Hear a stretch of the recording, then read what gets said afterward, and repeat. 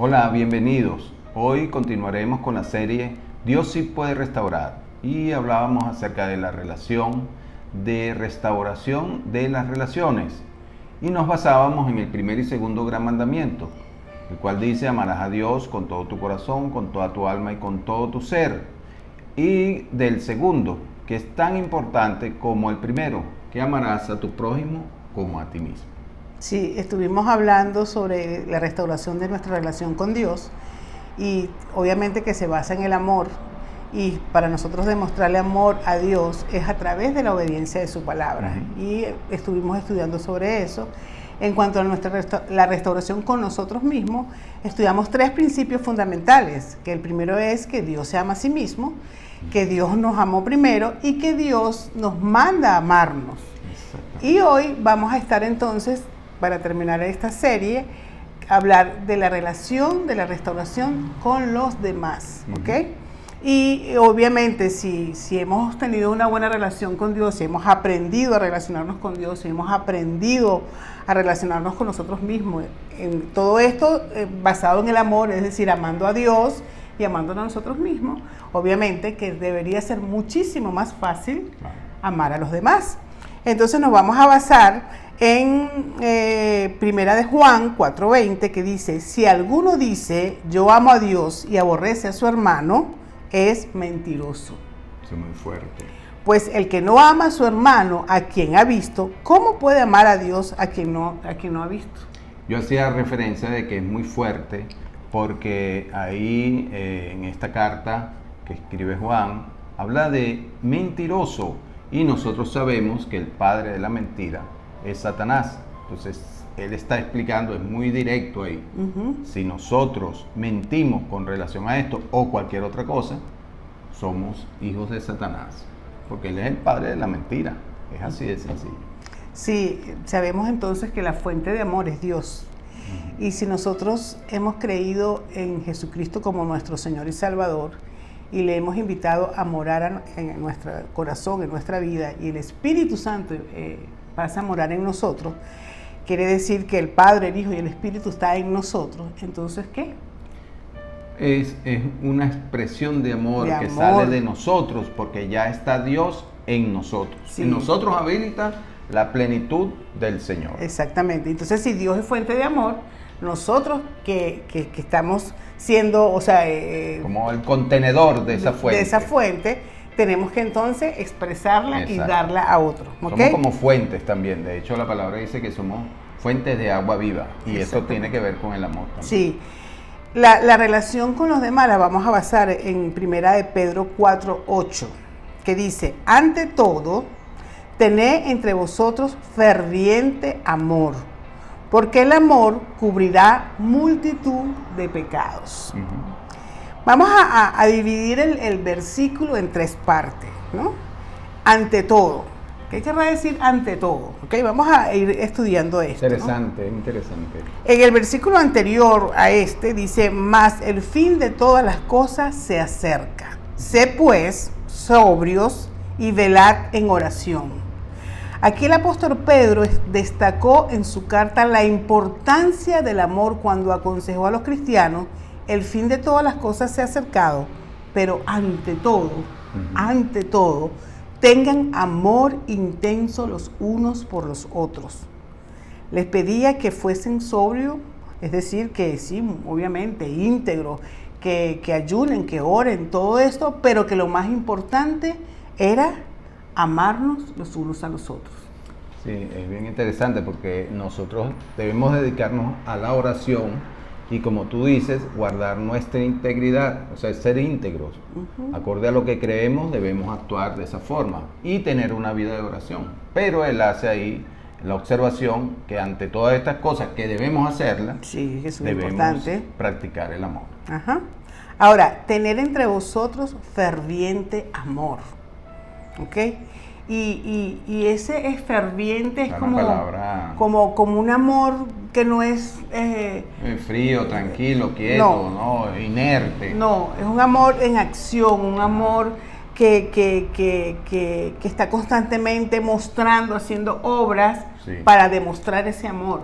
Sí, porque a mí cuando yo pienso en la palabra ferviente me lleva a movimiento, Sí, a hervor, práctica, a mover. exactamente, Ujú. a vida. A eso. Exactamente. Es Entonces, bien interesante. es increíble cómo debemos nosotros mostrar ese amor ferviente. Y tenemos una carta maravillosa que el Señor nos dejó para mostrarnos el amor ágape, el amor incondicional.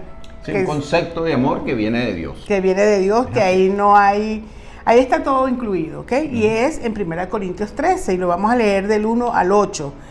Vamos a estar leyendo los primeros versículos que dice: si yo hablase lenguas humanas y angélicas y no tengo amor, vengo a ser como metal que resuena o címbalo que retiñe.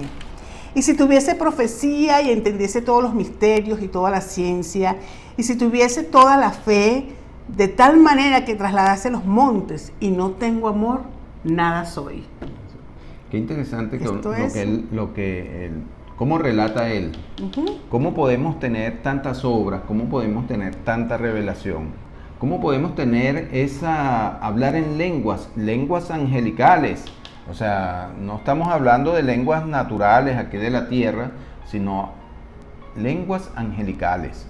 Y si nosotros podemos hacer todo eso, pero no tenemos amor, es como un metal frío que no transmite nada, que lo que hace es que suena y puede ser hasta desagradable ese sonido. Sí, y cuando hablábamos anteriormente del amor ferviente, no es que hagamos todas estas cosas que son importantes, pero todo lo que hagamos, si lo hacemos sin amor, nada sirve. Es decir, yo puedo ser la mejor persona ayudando a otra, yo puedo servir en mi iglesia de todas las maneras, puedo ayudar a mi vecino, puedo hacer muchísimas cosas, pero si yo no lo hago con una intención adecuada, es decir, que brote de mí un amor por hacer eso, una pasión por hacer eso, de nada me sirve. Sí. O sea, de nada me sirve eso. Sí, podríamos ser excelentes predicadores, excelentes consejeros, excelentes pastores, apóstoles, como dice la palabra, aquí podemos tener profecía, podemos ser profetas, podemos ser misioneros, arriesgando la vida, incluso en países donde se persigue la fe cristiana, y aún si todo eso lo hacemos sin amor, de nada sirve. De nada sirve. Y podríamos entonces pensar que el hacer estas cosas sin amor es como hacerla con un propio beneficio, o sea, es para mi interés.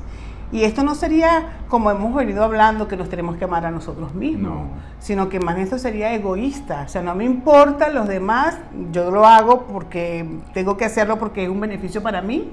Y eso me va a traer a mí nombre, fama, y entonces, no, ese no debe ser la intención, porque eso no es amarme a mí, porque ese es ser egoísta.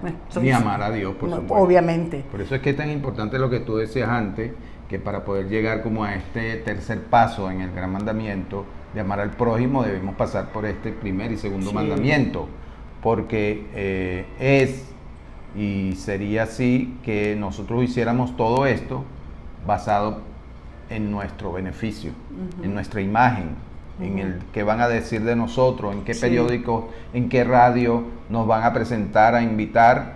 Pero si no tenemos amor, entonces no tiene sentido. Quizás llegue a algún lado todo esto, pero el día que vamos a ser llamados y vamos a ser vistos por el propio Jesús, entonces nos va a decir, ¿y el amor? Era como, dice todas estas cosas, pero él va a decir, no te conozco. Sí, tú eres un metal que resuena. Uy, no. Dios nos guarde de hacer una cosa como esa. Pero entonces vamos a hablar de qué es el verdadero amor ágape, el amor incondicional, que el Señor nos lo describe muy perfectamente en 1 Corintios. Y dice, el amor es sufrido, es benigno, el amor no tiene envidia, el amor no es jactancioso, no se envanece, no hace nada indebido, no busca lo suyo, no se irrita, no guarda rencor, no se goza de la injusticia, mas se goza de la verdad. Todo lo sufre, todo lo cree, todo lo espera, todo lo soporta. El amor nunca deja de ser, pero las profecías se acabarán y cesarán las lenguas y la ciencia acabará, pero el amor permanece para siempre. Sí, cuando uno, claro, el concepto del amor, como lo acabamos de leer aquí, tendríamos que hacer un par de sesiones más para desarrollarlo completo, pero podemos ver que no busca lo suyo. El amor siempre es por el otro. La expresión máxima que hizo Dios o que Dios nos dio a nosotros fue precisamente a través de Jesús. Y dice que Él se despojó de su deidad, no escatimó nada, para venir por amor al Padre y por amor a nosotros, a entregarse. Ahí se resume todo esto que acabamos de hablar. Sufrido, benigno, no busca lo suyo, porque Jesús pudo haber dicho, oye, pero sigue mandando animalitos para que mueran por ellos. Sabemos que esto es algo que yo estoy diciendo, Él nunca lo iba a decir, pero Él dijo, sí, yo voy a tomar esa posición, yo voy, estoy dispuesto por amor, a sufrir, a entregarme. Jesús es la máxima expresión del amor en cuanto a este concepto. Y una cosa que también hablamos, que lo vemos en Romanos, que dice que nos entreguemos en sacrificio vivo, nosotros, nuestros cuerpos.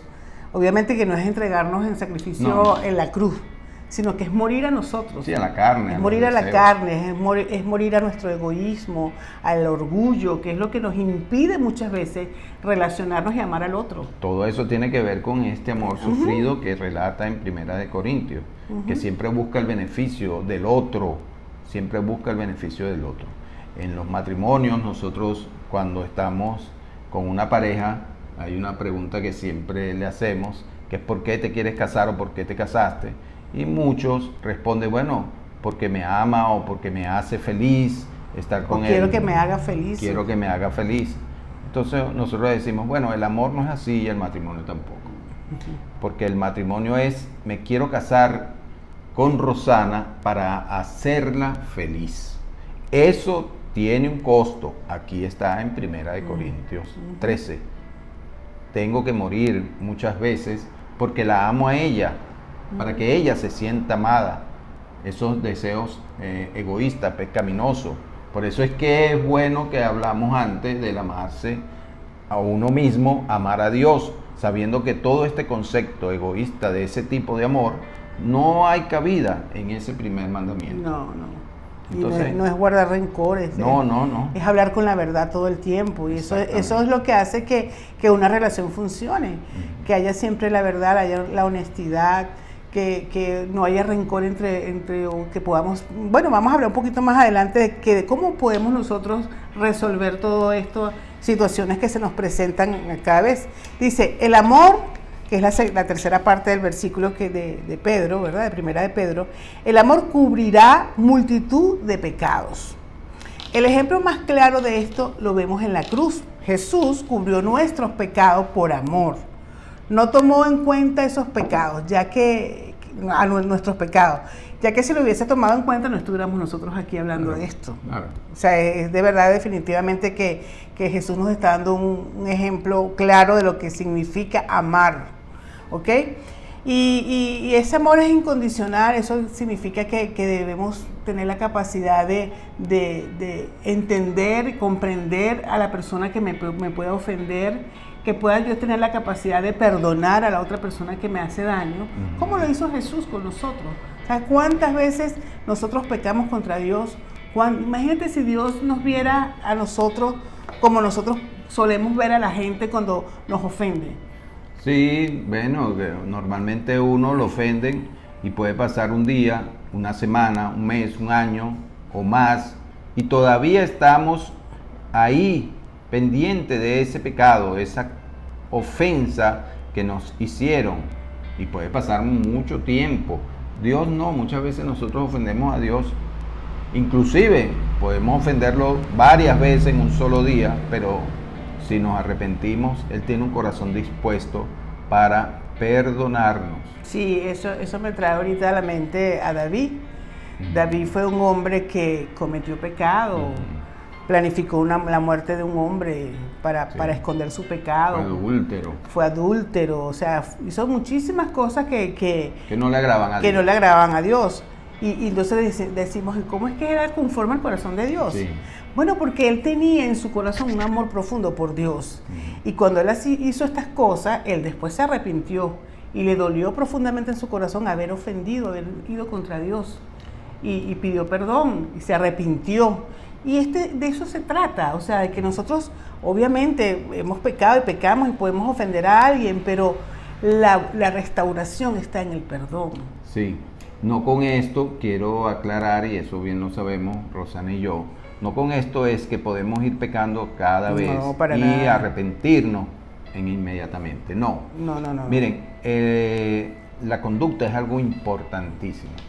Y estamos hablando de cómo David, siendo un hombre natural igual que nosotros, pecador igual que nosotros, se arrepentía y le dolía en su corazón porque tenía una convicción de pecado. Hoy nosotros tenemos al Espíritu Santo en nuestras vidas que nos trae convicción para arrepentirnos del pecado.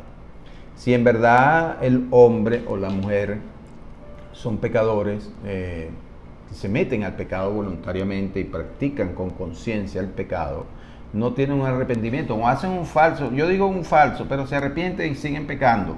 Cuando uno peca, y todos pecamos, hay una convicción de pecado, hay un dolor profundo en el corazón del pecador y va delante de la cruz, inmediatamente Dios nos perdona. Esta actitud de convicción del pecado, de dolor del pecado y de arrepentimiento va a convertirse en una conducta que nos va a alejar de la práctica del pecado. Así es. Porque no queremos sentir ese dolor. Queremos acercarnos a Dios, pero no pidiendo perdón, que lo hacemos. Pero hay otra forma de acercarse para adorarle, para amarle, para sentirlo. Esa es una mejor forma. Y eso se basa en la relación con Dios, lo que hablábamos al principio. Exacto. Que mientras tú tengas una relación continua con Dios y busques conocerle, obviamente vas a poder resistir la tentación del pecado. Y de eso se trata, es una comunión constante para alejarnos del pecado, porque obviamente estamos aquí y estamos en carne, estamos luchando con la carne, pero eso es lo que el Señor ve en nuestro corazón, la lucha que tenemos de ser cada vez mejores. Y es lo que Dios quiere que seamos, pues entonces luchemos contra eso y eso lo podemos hacer única y exclusivamente en comunión con Dios, en esa búsqueda constante de Dios. Vamos a leer Efesios 4:32 que dice, antes sed benignos unos con otros, misericordiosos, perdonándonos unos a otros, como Dios también nos perdonó a nosotros. Es lo que el Señor nos manda para restaurar la relación. Perdonarnos los unos a los otros, perdonar las ofensas, porque si Dios nos perdona, ¿quiénes somos nosotros para no perdonar? Sí. Y perdón, mi amor, cuando hablamos del Padre Nuestro, al final dice que perdonemos como Él nos perdona a nosotros. Sí. O sea, que si nosotros no perdonamos a los que nos ofenden, entonces Dios tampoco nos va a perdonar a nosotros. Y no es la intención de Dios y no es lo que Él quiere hacer, sino simplemente que nosotros podamos practicar el perdón. Sí. Que eso además trae sanidad a nuestro corazón, a nuestra alma y a nuestro espíritu. Y esto es importante porque es la llave para restaurar una relación, el perdón.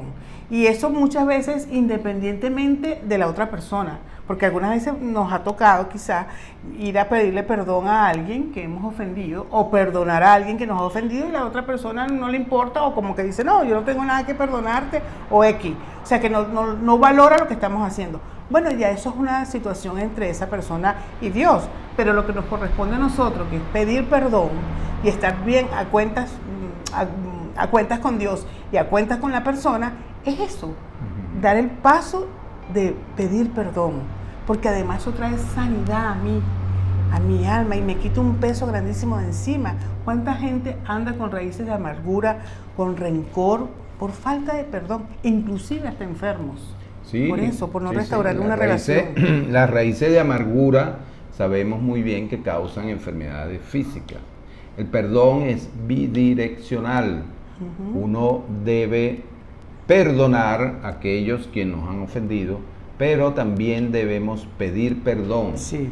Esto es bueno porque no es que nosotros nos ofenden, no, también nosotros ofendemos. Sí. Entonces la práctica no solamente es perdonar, que es un beneficio para uno, pero también uno poder pedir perdón, porque también es muy liberador. Ambas prácticas son muy liberadoras. Así es.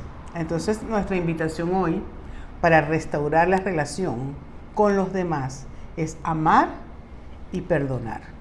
Es la llave, o esas son las dos llaves que abren toda y restauran toda relación, ¿ok? El perdón. Eso es lo que hoy queremos dejarle e invitarlos a que continúen viendo nuestro canal en YouTube, en Facebook. Vamos a continuar montando otros temas. Y con este tema de la restauración con los demás terminamos nuestra serie. Dios sí puede restaurar nuestra relación con Dios, con nosotros mismos y con los demás. Dios les bendiga. Dios les bendiga.